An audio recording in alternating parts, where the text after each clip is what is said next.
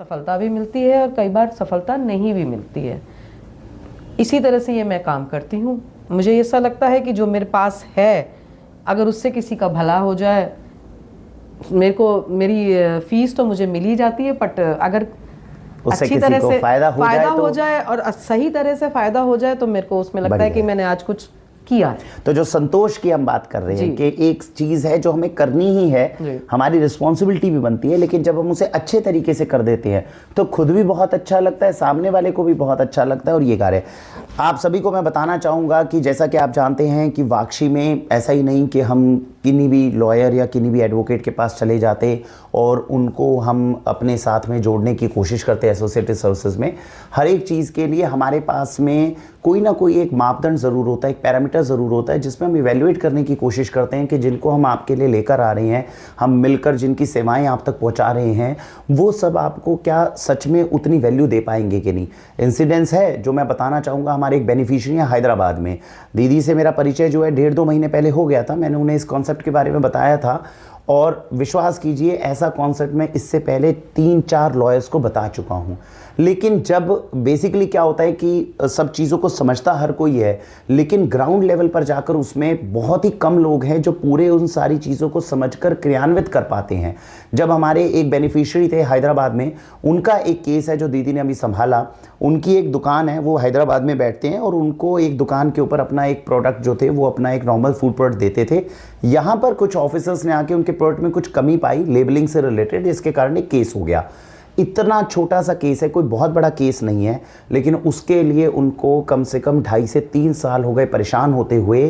Court की अपनी एक प्रक्रिया होती है जो बहुत लंबी होती है, लेकिन उनको समस्या 2 चीज़ों से आ रही है कि तो छोटी छोटी चीज़ों के लिए वो हैदराबाद से उठ के बार बार यहाँ नहीं आ सकते। दूसरी समस्या उनको मुश्किल जो महसूस हो रही है, और दूसरी बात ये हो रही है कि जो चीज़ें हो रही हैं उनके बारे में पारदर्शिता नहीं मिल रही, ट्रांसपेरेंसी नहीं मिली। उनको पता ही नहीं चल रहा कि मेरा केस किस तरह हैंडल हो रहा है, क्या किया जा रहा है, क्या नहीं किया जा रहा है। वो कुछ बोल नहीं पा रहे, इसके बारे में समझ नहीं पा रहे। यहाँ पर वो बात आती है जो दीदी ने अभी बताया, यहाँ पर आता है संतोष। हम जानते हैं प्रक्रियाएं जटिल हैं, कल को ही सॉल्यूशन हर चीज़ का नहीं निकल जाएगा, लेकिन जब एक व्यक्ति दूसरे व्यक्ति के साथ में मिलकर किसी एक चीज़ की समस्या का समाधान कर रहा है, दूसरे व्यक्ति के मन में विश्वास या संतोष उत्पन्न हो रहा है कि मैं सही ट्रैक पे हूँ, ये बहुत मैटर करता है। मैं आपको बताता हूँ, जब ये केस हुआ, अभी पहली हियरिंग है जो दीदी के साथ में हुई है, उन्होंने इससे पहले दूसरे एडवोकेट के थ्रू भी वो कार्य कर रहे थे। उनके ये शब्द थे कि वरुण भैया, मैंने आज तक कभी इतने अच्छे तरीके से, इतना संतोषजनक कोई वकील इस प्रकार से, कोई एडवोकेट मुझे गाइड कर सके इतने अच्छे कार्य के लिए मैंने आज तक नहीं देखा। और उनके शब्द थे कि 100 टाइम्स बेटर एक्सपीरियंस मैंने कम से कम महसूस किया है किसी भी दूसरे एडवोकेट या लॉयर के मुकाबले जो दीदी के साथ में मुझे महसूस हुआ। ये एक बहुत बड़ा रिव्यू होता है दोस्तों।